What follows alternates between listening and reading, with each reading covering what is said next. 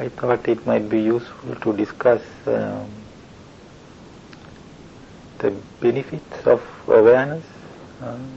Why is awareness so important in meditation? Yes, it's important because through awareness you get more and more sensitive to all your emotions, to yourself, to the reaction that you're doing. So with awareness you can find out what is happening in our mind and body, thoughts, emotions, sensations.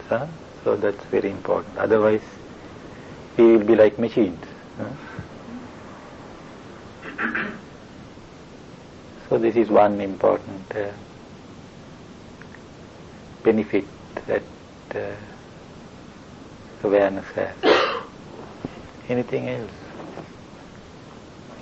My experience is that I'm sometimes behaving like a machine, just doing something or feeling something also without really realizing that I'm getting into it. And by developing awareness, I think step by step I become more aware of my intention. And then when I'm aware of an intention, there's more freedom to decide. Am I going to do this or am I going to? Yeah, I think with awareness you get a chance and opportunity to see more choices in a situation. Otherwise, again, we act impulsively. But here, with awareness, it creates some space in your mind, and you can see so many alternative ways of acting. And it's also important to observe the intention before acting. Here again, otherwise we would know that we are acting. It is interesting that most of the time we use our intentions, but we are not aware that we are using an intention. For example, from there to come here, there has to be an intention, and now I must move. But these things happen so quickly in our mind that we hardly know that the intention comes and now it's followed by an action. So it's with more and more awareness that you can catch these intentions, and with that also helps one to see different choices that you have. So this is a second advantage. That means that there would not be any development if we are not aware. Acting all the time unaware, we couldn't develop. So with awareness that we can change ourselves, that is what you are saying. That is because if you are not aware, we cannot change ourselves. Again, we are like machines. So it's only with awareness that we can see our faults, for example. And then when we can see our faults more clearly, we can work with our faults and bring about a change. So awareness helps us to understand ourselves, to become more and more clear about ourselves. So that brings about a change. Change is possible because of awareness and understanding.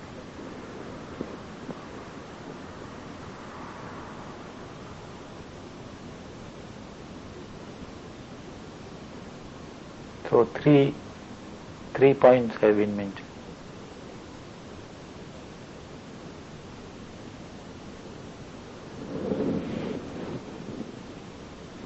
It makes happy sometimes. I don't know why. Practicing. Yes, because it's very simple. If happiness comes, if you are not aware, you would know you are happy. So it's very simple. So as it was, only thing is we should not be only be aware of happiness. This is why we should also be open to other, as I said this morning, it's equally important to know and to be open to unpleasant experiences. And then again, to understand them, to explore them, to discover them is also equally important. I mean, this is why sometimes I say that people who are really concerned about getting rid of monsters and getting rid of emotions, when they are not there, they are hardly aware that they are not there, because you have given them such a lot of energy that when they are absent, we are hardly aware that they are absent. So in a sense, with awareness, it enables us to know when the monsters are present and when the monsters are absent. In both situations we can be aware. And in such situations, when they are absent, our minds are completely free, and we don't realize that our minds are completely free because we are not aware. So that is really I consider it as the greatest tragedy in the human condition. This happens to some very serious Sri Lankan meditators, because they are so concerned in overcoming their defilements, trying to overcome their impurities, that even when they are absent, they don't know that they are absent. So it's terrible. So I think some very important aspects have been mentioned. Can we add to the list? And what is your experience, Doris, with awareness? Has it helped you in any way? You have been practicing.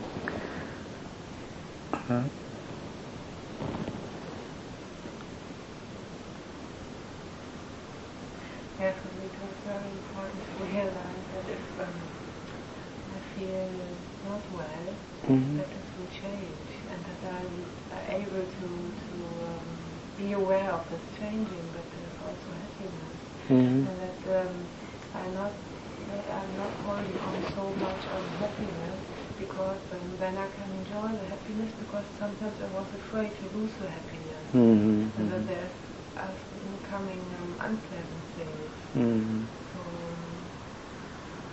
and to see this trap I make now. That is very important. So only with awareness we realize how we are trapped, and maybe to get out of the trap also awareness helps us. And Sabina, what have you learned about awareness through meditation? I use my awareness to focus it on pain. Can go deeper into the pain. Pain doesn't become more? Sometimes. And you can go deeper into it, huh? But then I lose my fear of pain. That is, I think, a very important point, because when we learn to be aware of unpleasant sensations or unpleasant things, then when we become open to them, as Sabina said, we lose the fear in relation to that. And when we lose that fear, it is really a very important step. Then whether they are there or whether they are not there, it does not matter very much. Otherwise we have taken up such negative positions about them that we are all the time fearing that they might arise. And again, by doing that, we give them a lot of energy. And when they come, there is a tremendous reaction to it, and that creates more energy. But here with this openness to go deeper into it, as Sabina said,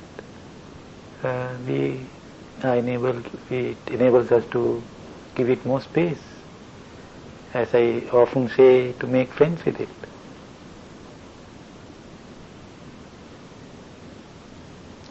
I think awareness also helps us to be in the present. In the present, in the here and the now. If there is no awareness, we would know that we are in the present. I mean, this is why in all the meditation techniques, or most of the meditation techniques, are an attempt to learn to be in the present. Take breathing. So when we focus on breathing, which is happening in the present, we learn to experience for the first time what it is to be in the present, in the here and the now. And that exercise we did this morning, focusing on the body, that enables us to be in the present with the body. So now a question arises, is it possible for us to always to be in the present, especially in everyday life?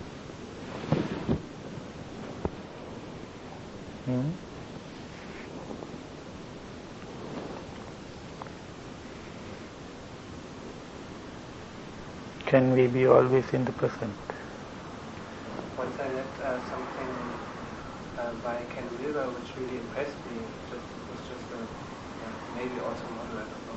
But he said even if we are thinking about the past, we don't have this experience from the past again. It's still a present thought about the past. Yeah, it's a good point, because in a sense there is no past or future, because we'll take a practical example. We will just now recall the meal that we had in the evening, the dinner we had. So when we are recalling it now in the present. Or we think of breakfast. I think these are very good examples we can all relate to. So when we think of breakfast tomorrow, we are thinking of it now. Sorry? Not to be in the present is an illusion. Yes, so this is another way of putting it. So recalling and anticipating, recalling about the past and anticipating about the future, we do it in the present. But we forget it. And we forget it, and we, for example, when we think of the future, we forget that we are doing it in the present, and we give it again such a lot of energy that it generates such a lot of anxiety, without realizing that we are anticipating something that is going to happen in the future, and we are doing it just being in the present. Or something which had happened in the past, we get involved with it, and it can generate most of the emotions. In fact, it is due to identifying with the past and anticipating the future that most of these unpleasant emotions come, like sadness, like fear, anger, guilt. All these things arise from this process. So this is a very important point to remember. This reminds me of a very inspiring incident which is recorded in one of the Buddhist texts. During the time of the Buddha, there was a visitor who came to see the monks. And this visitor, when he saw the monks, he was so impressed with them. They were so relaxed, radiating a lot of joy and lightness,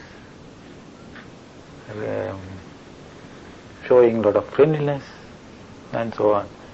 So this visitor was very impressed with them. So he goes to the Buddha and asks him, now what do you teach your disciples? They seem so happy again, relaxed people. So the Buddha says, well, they don't worry about the past because they know that the past is gone. They are not anxious about the future. They know that the future has not come. They have learned to enjoy the present, the here and the now.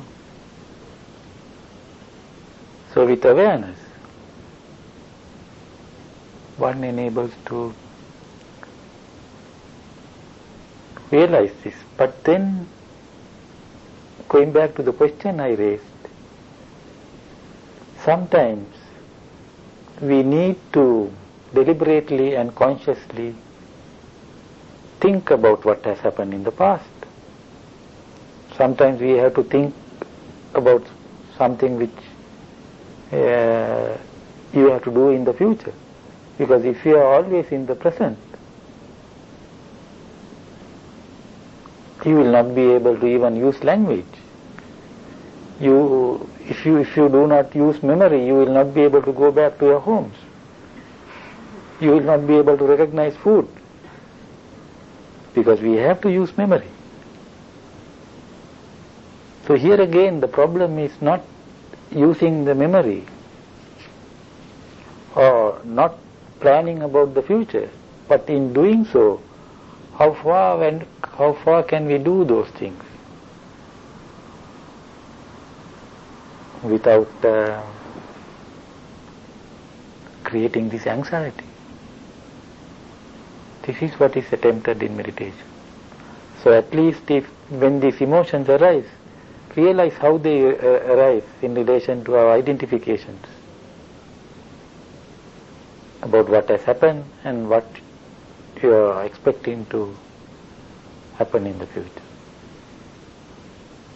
And then with that realization, if you can deliberately, consciously, as I said, think of the past functionally, we need to do that.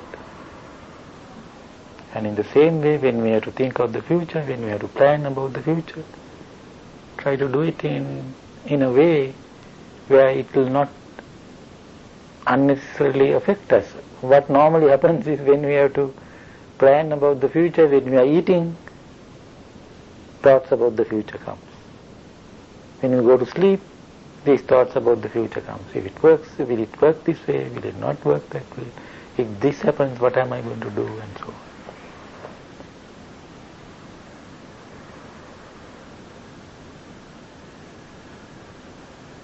So here again, awareness enables us to realize this and ideally learn to be in the present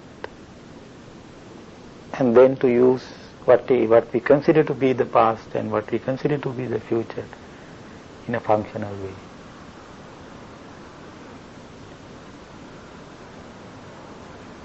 What else can help us with the practice of awareness?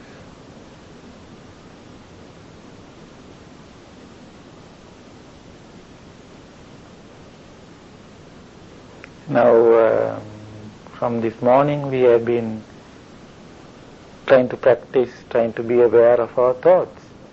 Now, by being aware of our thoughts, what can we learn? What are the discoveries you have made about just learning about thoughts and what happens in our mind and body?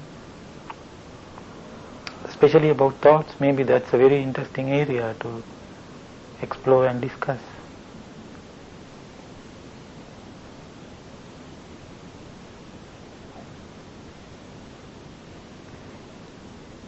What is interesting is if we observe the thoughts, what really happens?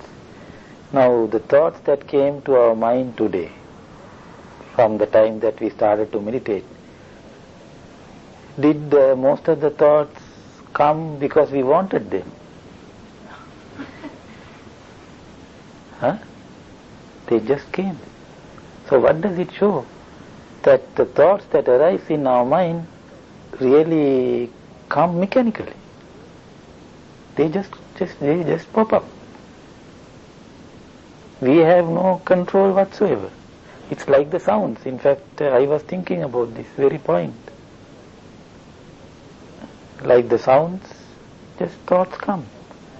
We have no control over the sounds. In the same way, we don't seem to have any control over thoughts. They just arise. And the same in relation to what is happening in our body. Anyway, so what seems to be happening is, so suddenly these thoughts come, and some thoughts, we ignore them. Other thoughts, we immediately hold on to them. And then we take it seriously. And this is how, in a way, suffering arises. This is how emotions arise.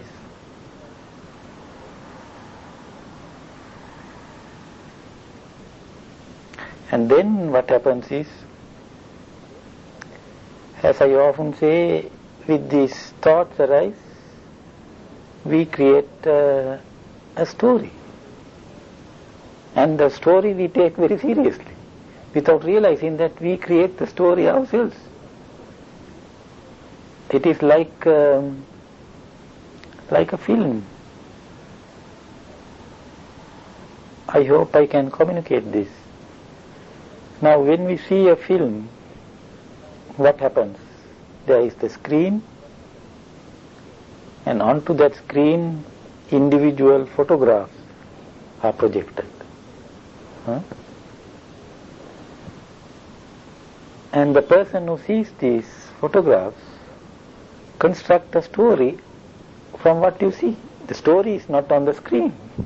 The story is in our mind. And then what we see on the screen, sometimes we are happy, sometimes we are angry, sometimes we have fear, sometimes we are crying on what we are seeing on the screen. Isn't it the same that is happening in our own mind?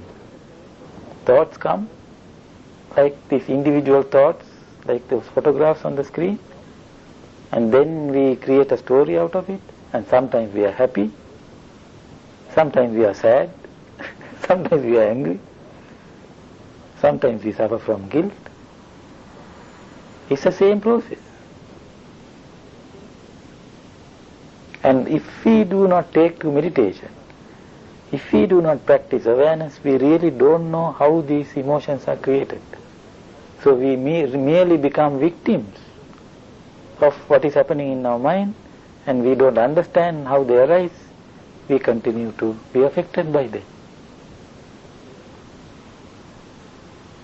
So with these thoughts, with these films we create, we become the actor, we become the producer, we become the director. We are the people who are doing all that. We don't realize what we are doing. And the films we create,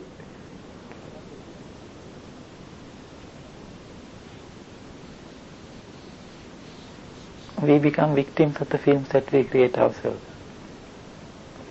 So this, I think, is very important for us to realize. So this is why I have been emphasizing the need to just to watch, just to learn what is happening in our mind and make these discoveries that I have been mentioning. To see how it happens, how thoughts arise, and how some they just come and go, and others we hold on to them. And then we construct something out of it. We create a fantasy out of it.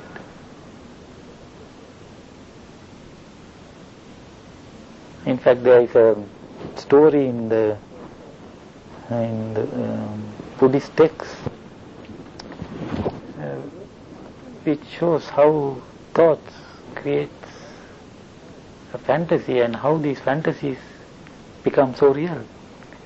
It's about a young monk who wants to give up his robes.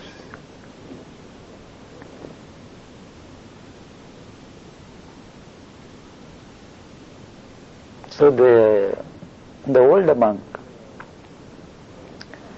called him one day and he said, I am having a headache, so please massage my head. So while the young monk was massaging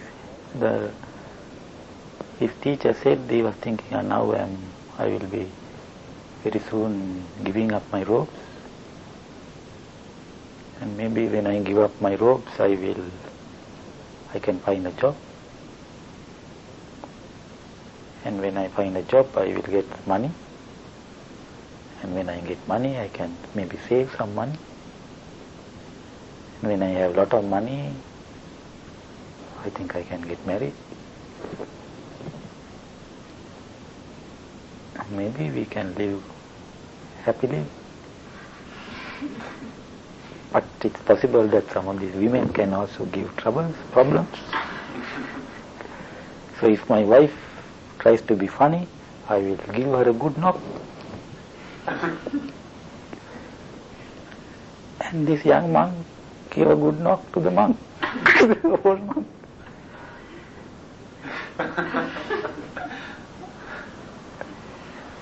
I mean, we are laughing, but this is exactly what happens in our mind. How we, from our thoughts, how a story is constructed. This is what I am going to do, and if that happens, this is what might happen. And the story becomes so real, as in the case of this young monk. One really lives it. Don't we know that?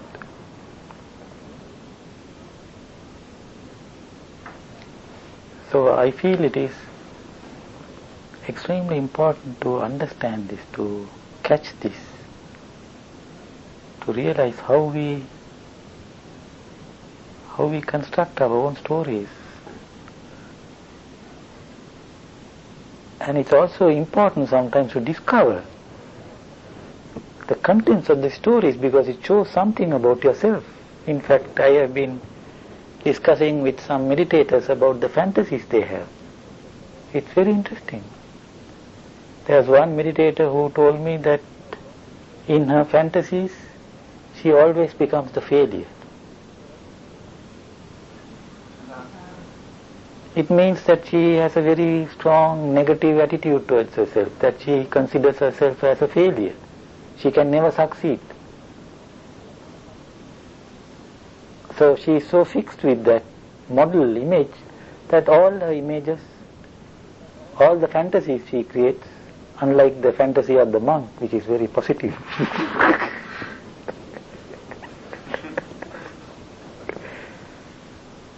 And then another meditator told me the complete opposite of it. He told me all his fantasies, he becomes the boss.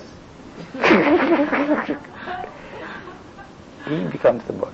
He even becomes the boss of his own boss and tells the boss what to do. So it's as we are doing now, we can laugh at it.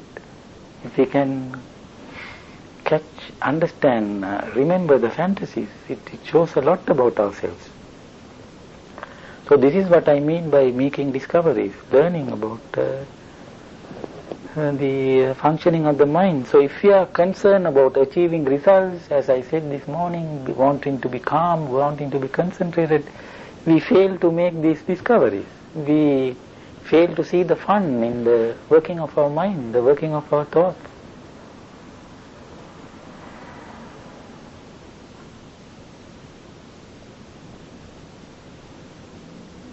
Another interesting area in relation to thoughts is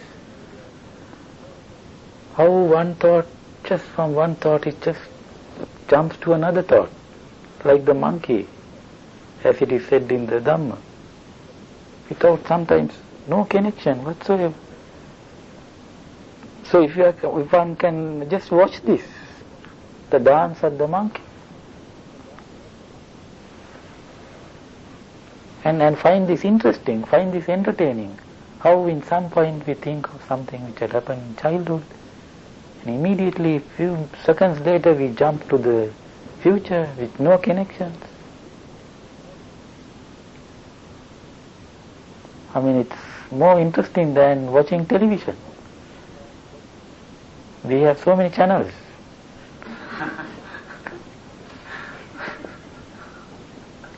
This is why I said we should learn to see meditation as something entertaining. It's really entertaining if one can see it this way.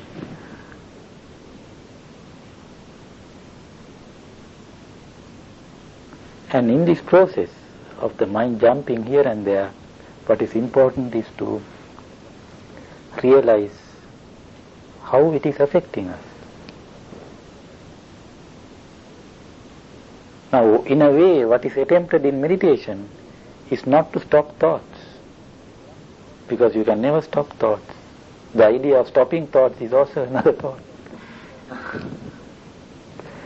So what should be attempted is to really understand how our state of mind is conditioned by the thoughts that arise in our mind, and to see how far, when these thoughts arise and pass away, your mind can be calm and clear. Then you realize that the problem is not with the thoughts that are arising and passing away. There is a very beautiful analogy that is mentioned in Tibetan Buddhism, where thoughts are compared to clouds, and the mind is compared to the sky. And it says the sky is not affected by the clouds are not affected by the sky. So can we have such a mind, that spacious, clear mind like the sky, and where these thoughts like clouds come and go away, like bubbles, and you remain clear, calm,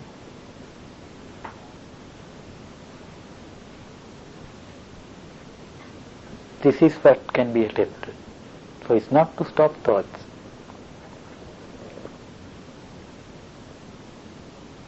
but to see how far we can allow these thoughts, just as we discussed earlier, they just pop up like this, and how you can allow that to happen.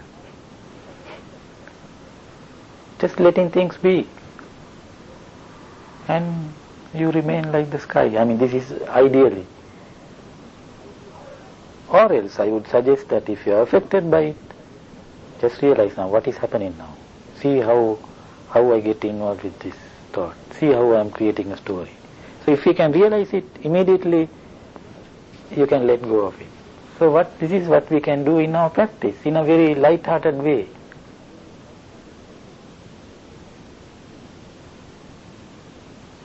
Then meditation becomes something interesting. Then meditation is not associated only with sitting, particular posture. In everyday life you can do the same.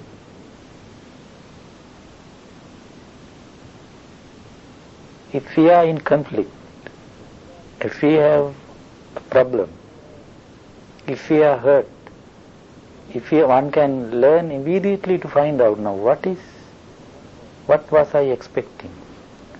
What was the model that I have which is now going against? You will realize that in such a situation it is always related to something that we have been having as an idea of what should happen.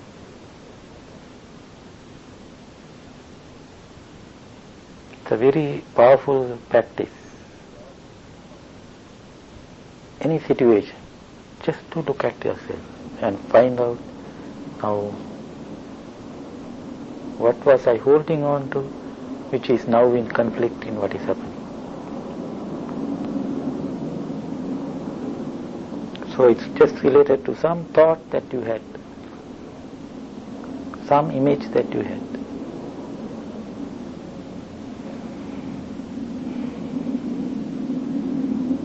So another interesting exercise in relation to thoughts is one can really play with it. When you have a particular thought, to realize now what was the thought before that, and then try to find out the source. Just try that. It's very interesting. Then sometimes you can laugh at it. Now I am thinking of dinner, but if you can trace back, you realize that you are now thinking of dinner, but you started by thinking of something else, which has no relevance to do. It's really funny. So if you can find so if you can have this skill to do this,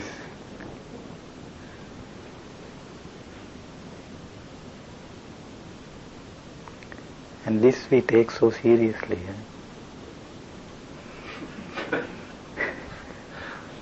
As it is happening now, if we can have this lightness, this ability to laugh at what we are doing in life, it's really absurd.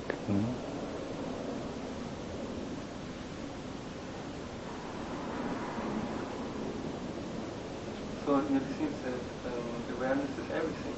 To be in the present and it's change itself. Yes, that is true. This is why, as I started by raising the question, why awareness is emphasized in meditation.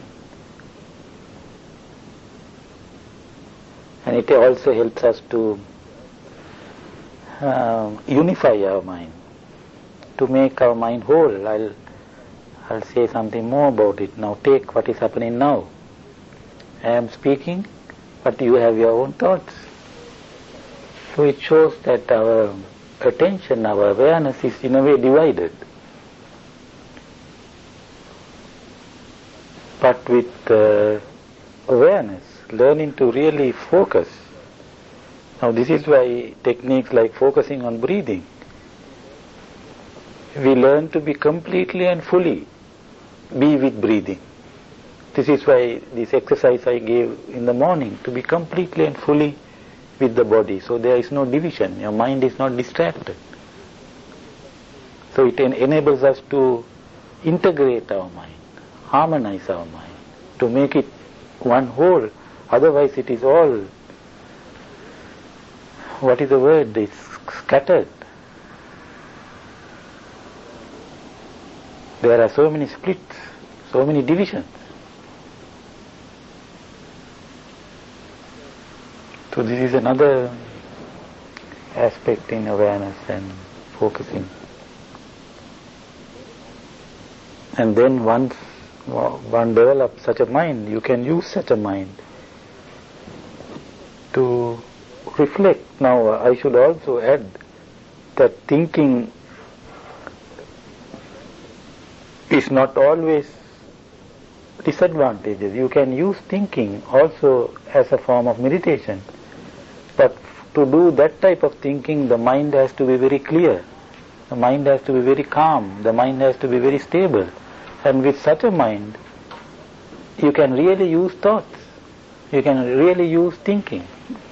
In fact, in the Dhamma, the word that used is to investigate, to explore, to find out. Who am I? Why do I get angry? Why do I get hurt? So you start exploring. So it's not only an intellectual exercise.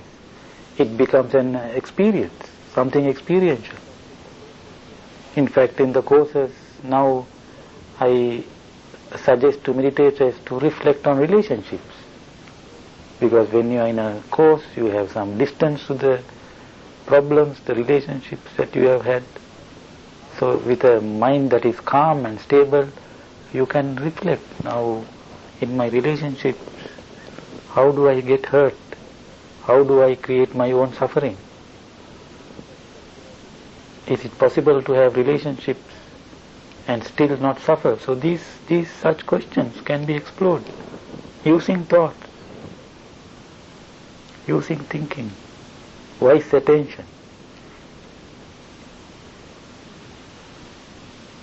This one way of thinking, which is going on when we are not aware of this fantasizing, I have the feeling I'm lost. I can't control. I can't say, no, I want to go back to my breathing or something like that. Do this other way of thinking, I can decide now I want to continue thinking, or I want to do something else. Yeah, that can happen only if you have some control, some awareness. Otherwise, as you say, thoughts or emotions have really taken you over. And as it was said, there's utter confusion and disorder in our minds. So maybe one can say that if you have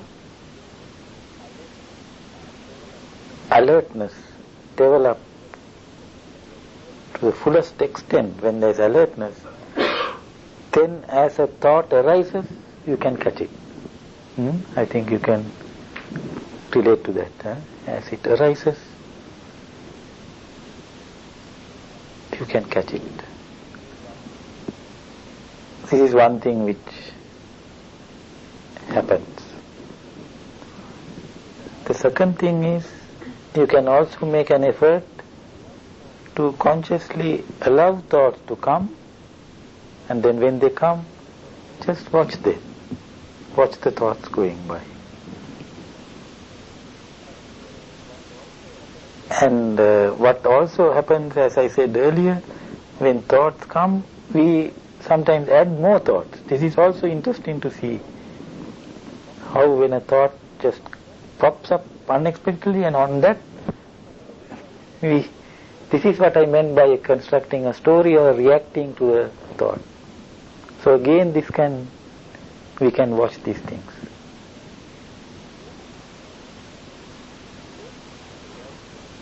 And then, as it also was said, actually when we are fantasizing, when we are in the story, it sort of affects us so much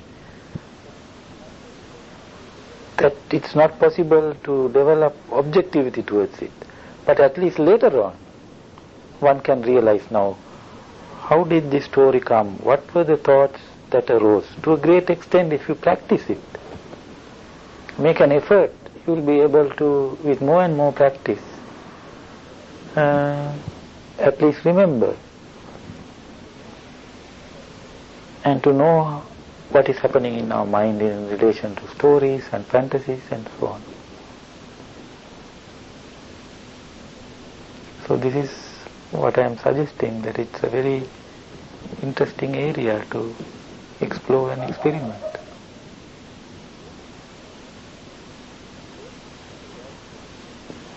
I think this raises up another question. How our thoughts are related to the body. Mm-hmm. So I made a strange discovery today when you asked us to stand up and to go through the tensions. I tried it and found that bring my attention to the tensions raises up thoughts which are related to this tension. The memory of things happened in earlier times. There's a strange connection. I think that every thought, every situation leaves a trace in the body.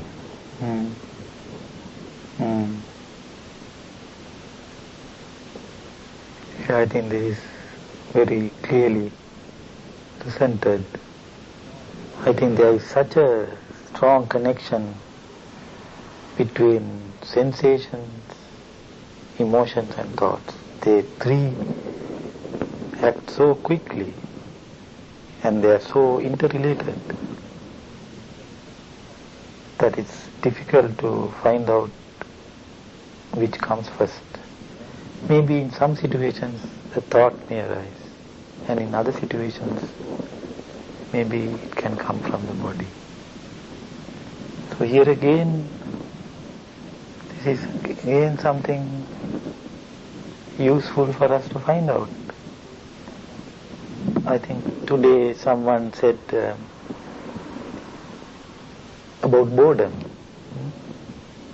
So I said, if you feel bored, just find out now, what do I mean when I say I feel bored? do I feel something in the body? Is it a sensation? Did it come as a result of a thought? Or what is the emotion which I call feeling bored? And if one can learn to do that,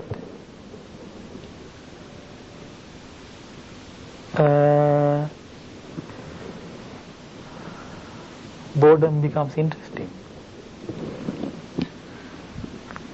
So in the same way, if one can learn to do this as far as possible in relation to our states of mind, then we can really go deeper into these things. And then without fighting them, without resisting them, they really become valuable experiences for us. Even what we consider to be unpleasant experiences. Then, as I often say, you make your own discoveries. You don't have to rely on books or on teachers. And if one can develop this spirit, all the time you will be learning something new.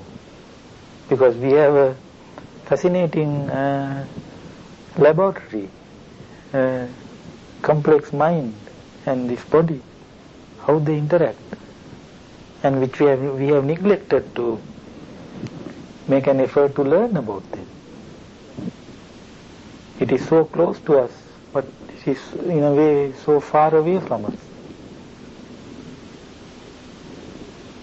So this would be meditation in a very broad sense.